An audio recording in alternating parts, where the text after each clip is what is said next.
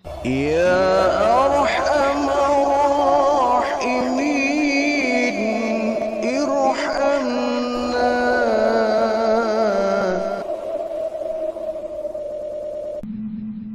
Sebuah amal kebaikan, amal saleh yang akan kita bawa menghadap Allah Subhanahu wa taala, karena tidak ada satu detik pun waktu yang terlewati kecuali kita isi dengan amal-amal saleh. Para pecinta ilmu, pecinta dakwah yang semoga dirahmati oleh Allah Subhanahu wa taala, kita kembali akan mengkaji kitab Nasaihul Ibad. Ada satu hadis baginda Rasulullah sallallahu alaihi wasallam di mana beliau bersabda, arba'atu jauharin fi jismi bani adama yuziluha arba'atu asya. Artinya ada 4 permata pada tubuh anak Adam yang dapat hilang dengan 4 perkara buruk. Ada 4 permata yang terdapat dalam tubuh anak Adam, yang 4 permata itu bisa hilang akibat adanya 4 perkara yang buruk. Apa 4 permata ini? Amal jauharu, yang dimaksud dari 4 permata itu adalah fal aklu, pertama akal, waddinu, yang kedua agama, wal haya'u, rasa malu, wal amalu salihu, dan amal-amal saleh. Ini oleh baginda Rasul dikatakan sebagai jauharin, permata. Artinya ini menjadi sebuah hiasan yang harus terdapat dalam diri seorang muslim. 4 permata ini, kata baginda Nabi, bisa hilang apabila diterpa dengan kedatangan 4 sifat buruk. Yang pertama akal. Apa yang bisa menghilangkan akal? Fal ghadabu yuzilul akla, kata baginda Nabi. Kemarahan bisa menghilangkan akal. Jadi permata yang pertama akal, yang bisa menghancurkan akal, yang bisa menghilangkan akal, fal ghadabu yuzilul akla, yaitu kemarahan. Marah bisa menyebabkan permata dalam diri manusia yang berupa akal menjadi hilang. Ini bedanya manusia dengan hewan. Hewan atau binatang, dia hanya memiliki nafsu, tidak memiliki akal. Maka kehidupan hewan dengan kehidupan manusia tentu berbeda.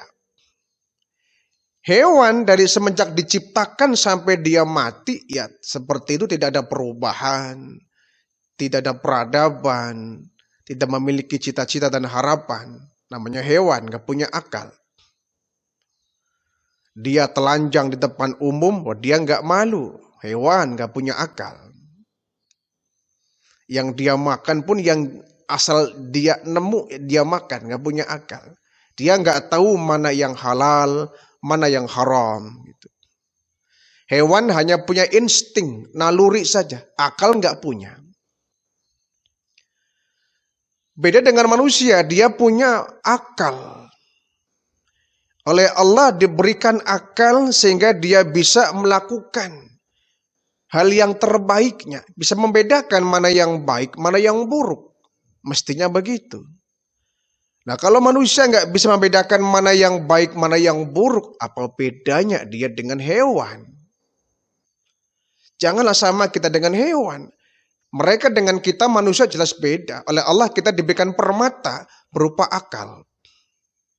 Akal inilah yang kemudian menuntut manusia untuk bisa mengerti, membedakan mana yang baik untuk dirinya, mana yang jelek untuk dirinya. Nah, akal ini kata baginda Nabi akan hilang, fungsinya akan berkurang, bahkan hilang sama sekali. Fal ghadabu, ketika dia dalam keadaan marah. Ketika seorang dalam kondisi marah, akal biasanya tersudutkan. Yang muncul adalah nafsu, lagi marah. Orang kalau lagi marah biasanya yang meluap itu adalah emosi, amarah, hawa nafsu. Akal terkesampingkan, sehingga enggak heran kalau kemudian orang marah itu bisa melakukan apapun. Tipis barangkali bedanya dengan orang mabok ya. Akalnya kurang berfungsi. Orang marah itu yang diucapkan tidak terkontrol lagi. Yang dilakukan sudah tidak terpilih lagi. Sudah tidak tersaring lagi. Hal-hal yang semestinya nggak pantas dia lakukan pun dia lakukan lagi marah. Orang yang semestinya dihormati pun bisa dicaci maki kalau dia sedang kondisi marah. Akalnya nggak berfungsi kata baginda Nabi. Akalnya kalah dengan hawa nafsu. Kalau orang marah kemudian akalnya berjalan, dia mungkin ucapan tetap terkontrol. Tindakan tetap dia terkendali. Kalau nafsunya berjalan ketika dia sedang marah. Tapi rata-rata orang kalau sudah marah apalagi memuncak, klimaksnya orang marah, itu biasanya saudara pun dia caci maki. Bahkan orang yang barangkali semestinya dia hormati, dia muliakan, bisa saja jadi luapan emosi amarahnya. Bisa saja dia caci maki. Mungkin bisa dibentak-bentak ya. Karena akal tidak berjalan. Baru dia menyesal ketika emosinya reda, nafsunya menghilang, akal mulai berjalan, kesadarannya normal, baru dia menyesal. Saya menyesal sudah mencaci maki si A, si B, orang tua saya yang harusnya saya hormati, saya marahin semua. Maka dalam kondisi kita kembali memiliki kesadaran penuh, segeralah kita minta maaf, ya, klarifikasi, ucapan-ucapan yang mungkin gak pantas kita minta halalnya, minta ridhonya, minta maafnya. Ya. Jangan sampai kondisi kita marah, ya akal gak berfungsi, saat marah itu hilang kita gak mau minta maaf, tidak mau klarifikasi, tidak mau mencari perdamaian, ya ini salah. Nah, tetapi memang ada marah-marah yang ditolerir ya. Tidak semua marah itu dilarang ya. Ada marah-marah yang diperbolehkan bahkan hukumnya wajib. Marah yang seperti apa yang hukumnya wajib? Pertama, marah ketika ada orang yang menghalang-halangi kita melaksanakan kebaikan. Kita wajib marah. Kita boleh marah itu. Kita mau pergi ke masjid itu ya. Kemudian ada teman kita yang ngajak ngobrol, bahkan dia, sudahlah nggak usah ke masjid, yuk kita ngobrol dulu. Kita boleh marah, kita boleh membantah ya. Kita boleh marah. Kenapa? Dia menghalang kita untuk berbuat baik. Kita mau sedekah, ya. Mau berinfak, teman kita nyinggung, alah gayanya seorang kaya. Kayak orang kaya aja infak-infak apaan. Kita boleh marah yang seperti ini. Kenapa? Dia sudah menghalang-halangi kita untuk melaksanakan kebaikan. Walaupun dia mungkin, katakanlah istri kita, menghalangi kita untuk beribadah, kita boleh marah kepada dia. Kita mau tahajud misalkan ya jam 3 malam, Bangunlah kita. Istri kita bilang, mau kemana mas? Mau wudu, mau tahajud. Sudahlah, masih malam. Gampang tahajud mah. Kita yang seperti ini boleh kita marah. Jangan sampai kita kena cintanya kepada istri, lalu kita nurut. Udahlah, nggak usah tahajud. Gayanya sok tahajud, sok soleh. Ya sudahlah, tidur lagi dia. Nah, ini namanya kita nggak punya kepribadian. Sesuatu yang mestinya kita lakukan yang bernilai kebaikan, jika kemudian ada orang yang menghalang-halanginya, kita berhak marah. Yang kedua, saat agama kita menjadi bahan cemoohan, kita wajib marah itu. Kita wajib cemburu. Kita wajib membela. Kita boleh marah ya. Kalau sudah agama dinistakan, agama dihinakan, agama direndahkan, dilecehkan, apalagi pelaku penista agama ini ada di luar agama kita wajib marah. Apaan lu Islam, sholat begitu, apa itu? Nah kita boleh marah ini, maksudnya apa ya? Nggak boleh kita menghina orang di luar agama kita, mereka pun nggak berhak menghina kita. Kita sedang mau sholat, ini mau berjamaah umpama ya, mau berjamaah di masjid. Samping masjid ada orang nyetel musik kenceng betul. Padahal waktunya sholat, kita berhak menegur.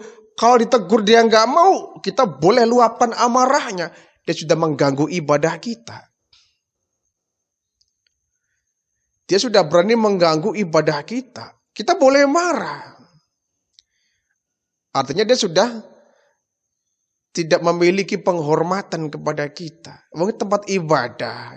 Waktunya sholat, ya hentikan dulu musik-musiknya. Apalagi samping masjid kan sudah nggak layak. Sudah nggak etis ya. Apalagi kita yang harus marah saat kita menghadapi musuh di medan perang ya. Jihad fisabilillah, membela agama, kita berperang melawan musuh di medan perang, kita wajib marah itu. Harus pun dengan emosi.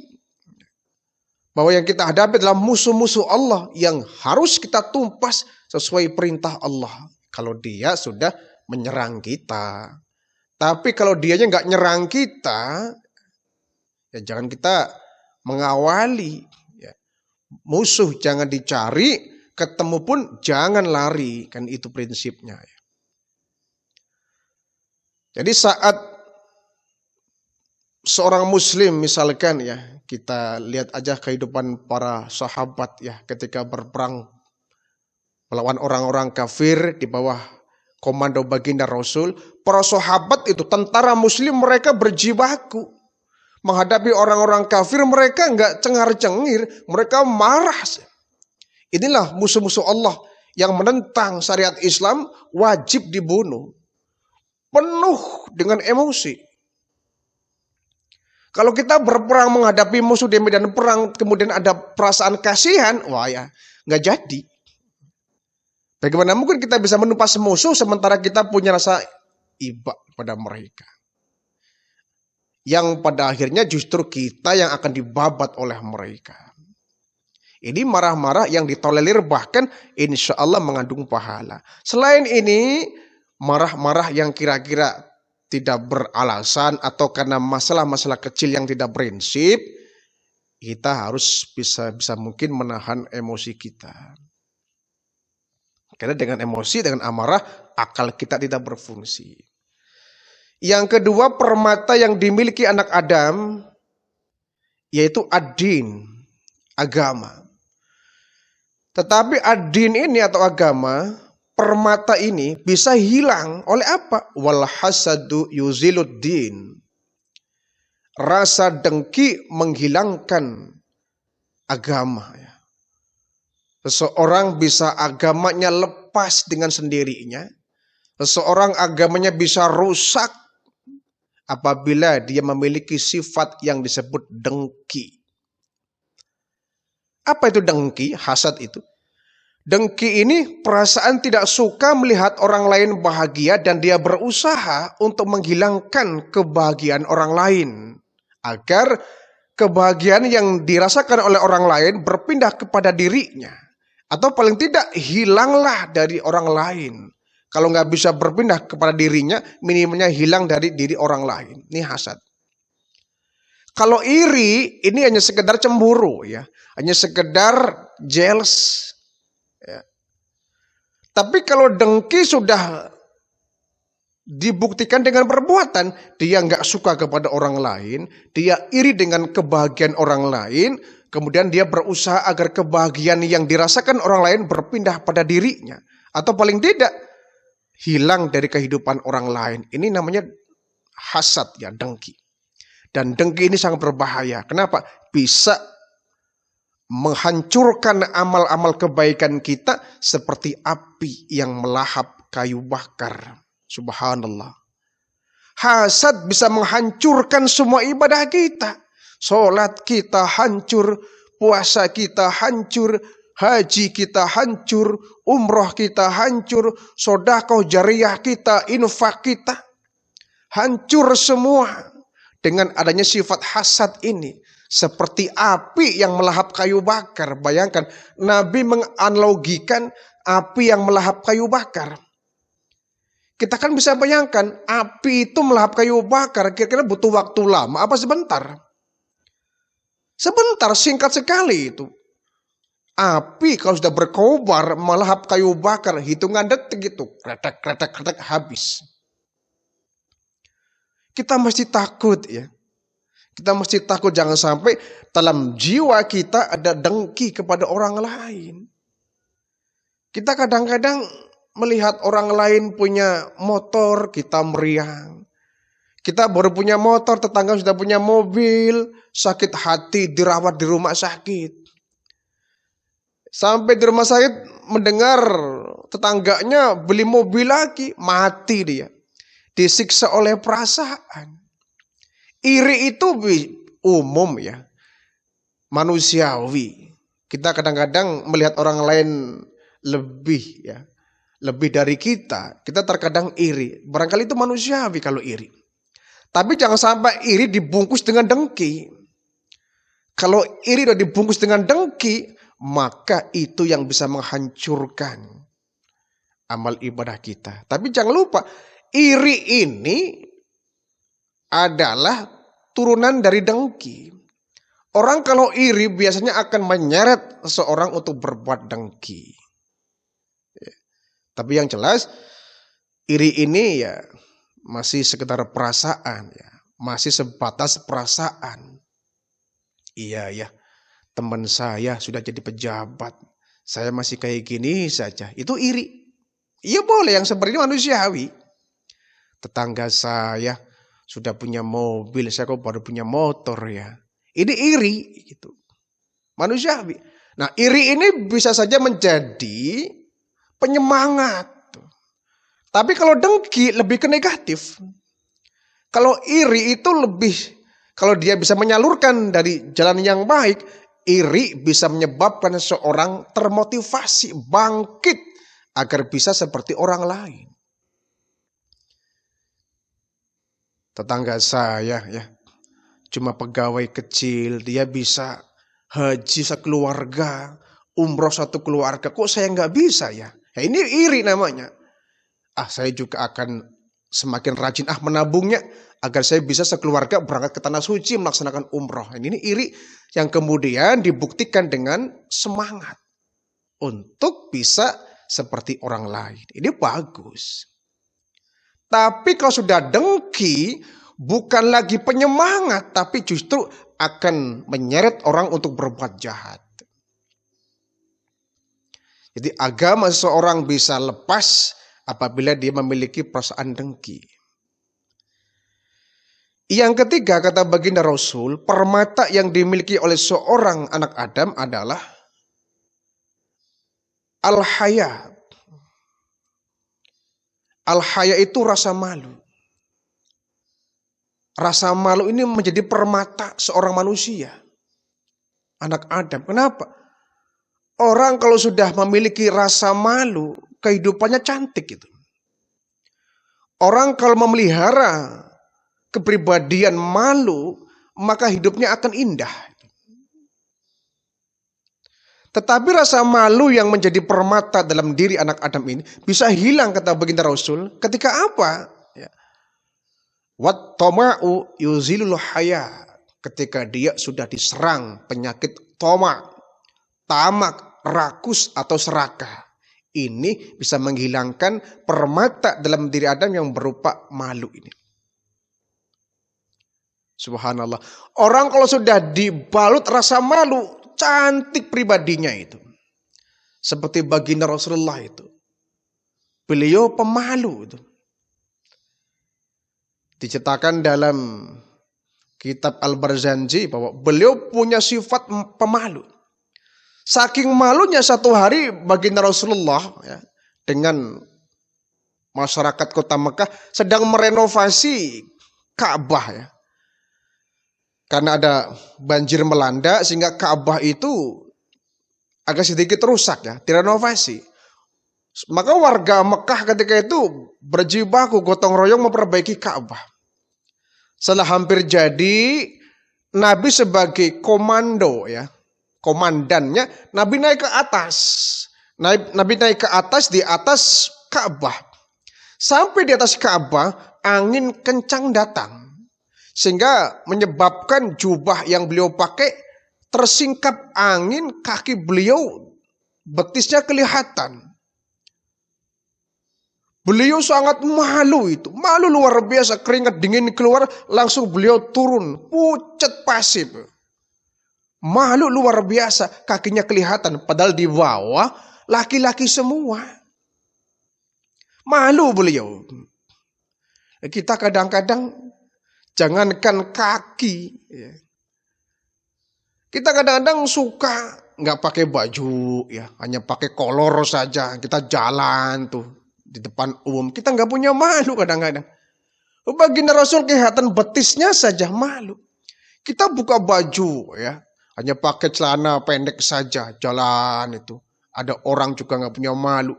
Dada kita kelihatan, punggung kita, perut kita yang buncit dipamerkan di depan orang, nggak punya rasa malu. Memang benar itu bukan aurat laki-laki ya. Yang harus ditutupi dari laki-laki adalah dari mulai pusar sampai lutut itu aurat dari tubuh laki-laki.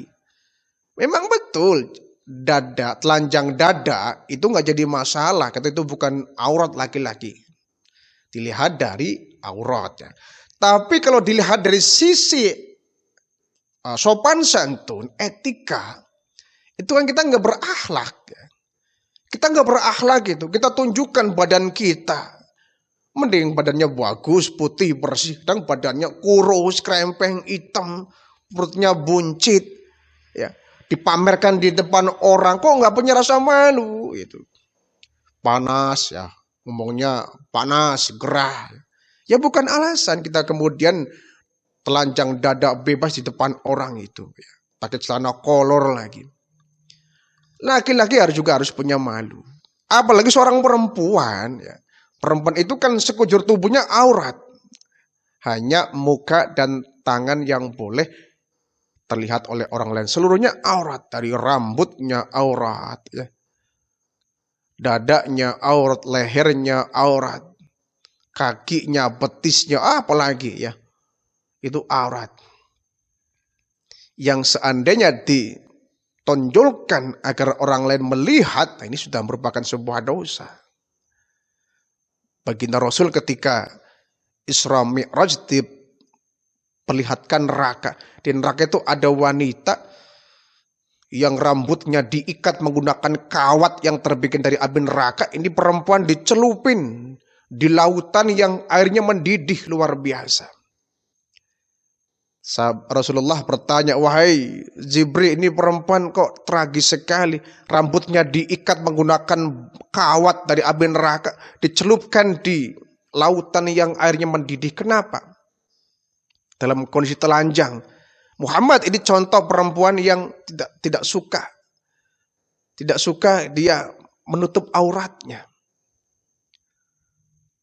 Dia suka membeberkan auratnya kepada laki-laki lain di samping suaminya.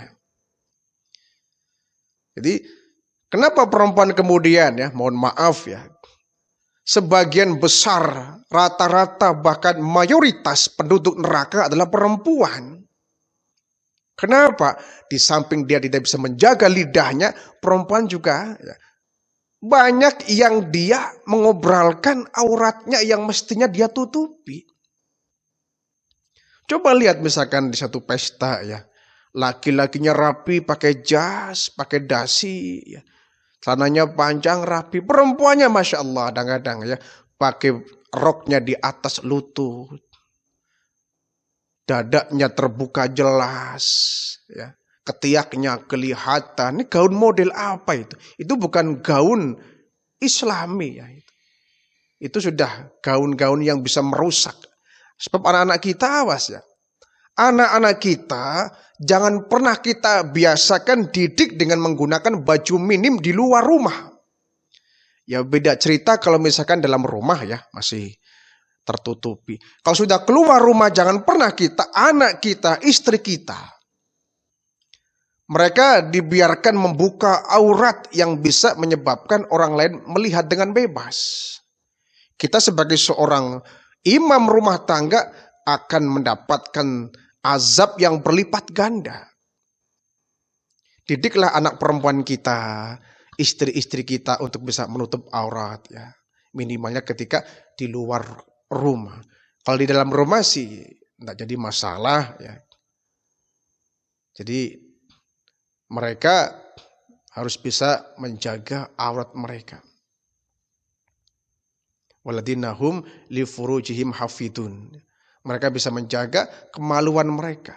Ila ala azwajihim au ma malakas aymanuhum fa innahum ghairu malumin. Mereka bisa menjaga aurat mereka kecuali kepada suami-suami mereka, budak-budak mereka. Artinya masih dalam lingkungan rumah. Banyak seorang muslim yang mungkin dia kena keterbatasan atau kesadarannya yang barangkali kurang ya. Dia membawa istrinya di depan umum dengan tanpa menggunakan hijab ya. Auratnya terbuka bebas sehingga orang lain bisa menikmati. Kita kan harusnya rugi. Ini istri milik kita, sahnya untuk kita. Maka seluruh badannya itu hak kita. Orang lain gak berhak menikmati. Begitu mestinya. Jangan sampai ini istri kita yang harus kita tutupi, orang lain ikut menikmati. Itu sebabnya hunna libasul lakum. Mereka itu seperti pakaian untuk kita.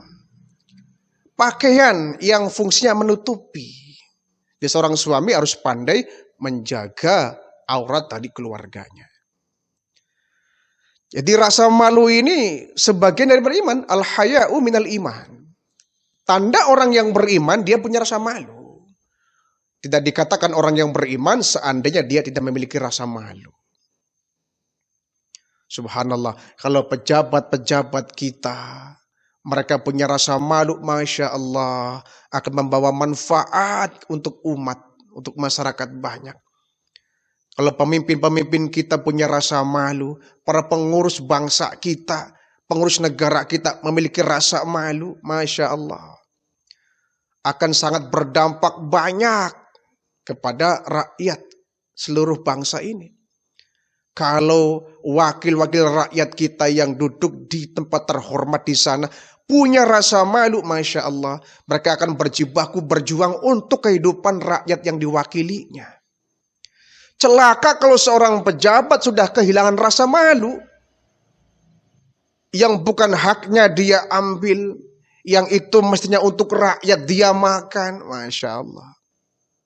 Maka timbulnya adalah perasaan zolim ya. Mumpung jadi pejabat, nggak akan selamanya, nggak bakal sampai tua jadi pejabat. Mumpung jadi pejabat, apa yang bisa saya ambil, saya ambil. Rakyat mah nanti itu mah gampang ya. Akhirnya setiap program selalu atas nama rakyat, atas nama rakyat. Rakyat dapat apa? Mereka yang kemudian bisa menikmatinya. Na'udzubillah min dzalik. Jadi jangan sampai aju mumpung ya. Justru menjadi wakil rakyat, menjadi pemimpin akan sangat besar ya, tanggung jawabnya baik di hadapan manusia apalagi di hadapan Allah Subhanahu wa taala. Nikmatnya sebentar tapi hisabnya lama, itulah pemimpin. Ya. Nikmatnya enaknya sebentar tapi hisabnya lama. Apalagi dia membawai rakyat yang tidak sedikit, maka seluruh rakyatnya akan menjadi tanggung jawab dia. Inilah perlunya menjadi seorang pemimpin yang adil, pemimpin yang bijaksana, pemimpin yang bertakwa kepada Allah, pemimpin yang bisa mengayomi rakyatnya. Pemimpin semacam ini akan dilindungi nanti di padang mahsyar, yudhilluhumullahu fi dhillihi yauma la dhilla illa dhilluh. Akan dilindungi oleh Allah ketika tidak ada perlindungan di hari itu kecuali perlindungan dari Allah. Ya. Jadi kita budayakan rasa malu. Yang keempat yang menjadi permata anak Adam adalah amalun saleh, yaitu amal saleh. Tapi amal saleh pun akan hilang jika apa? Wal ghibatu tuzilul amal salihah. Ketika dia berghibah, menggunjing orang, amal solehnya akan hilang. Subhanallah. Inilah ruginya kita berghibah. Ruginya kita menggunjing orang. Kita kadang-kadang sudah tahu kerugian itu, maka kita nggak bisa menghindari. Kenapa ya? Kita tahu bahwa menggunjing itu tidak baik. Menggunjing bisa menghancurkan amal, tapi kita kadang selalu asik ya menggunjing orang, kejelekan orang kita ungkap. Padahal kalau kita menggunjing orang, menjelek-jelekan orang, ya, nilai kebaikan kita dikuras diberikan kepada orang yang kita gunjingi, sementara dosa orang yang kita gunjingi diberikan kepada kita. Rugi luar biasa. Rugi luar biasa. Sebaliknya kalau kita menjadi objek gunjingan orang, kita untung itu. Untungnya kenapa? Keburukan kita dikuras, dosa kita dikuras oleh orang yang menggibahi kita, sementara kebaikan orang yang menggunjing kita diberikan kepada kita. Untunglah kita. Dosa kita dikurangi, diambil oleh dia, sementara pahala dia diberikan kepada kita. Untung. Jadi kalau ada orang menggunjing kita, menjelek-jelekan kita, mestinya alhamdulillah, berterima kasih. Kenapa? Kejelekan kita dikuras oleh dia, kebaikan dia diberikan kepada kita. Cuma kita kadang-kadang yang timbul emosi. Ya. Timbul emosi kalau ada orang menjelek-jelekan kita, ya, ada orang yang menggibah kita, menggunjing kita, timbulnya emosi, sakit hati, benci. Nah ini padahal begitu untung ya. Untung besar orang yang digunjingi. Kenapa? Kalau kita digunjingi orang, dosa kita diambil oleh mereka, sementara kebaikan-kebaikan mereka, amal-amal soleh mereka diberikan kepada kita. Kan untung.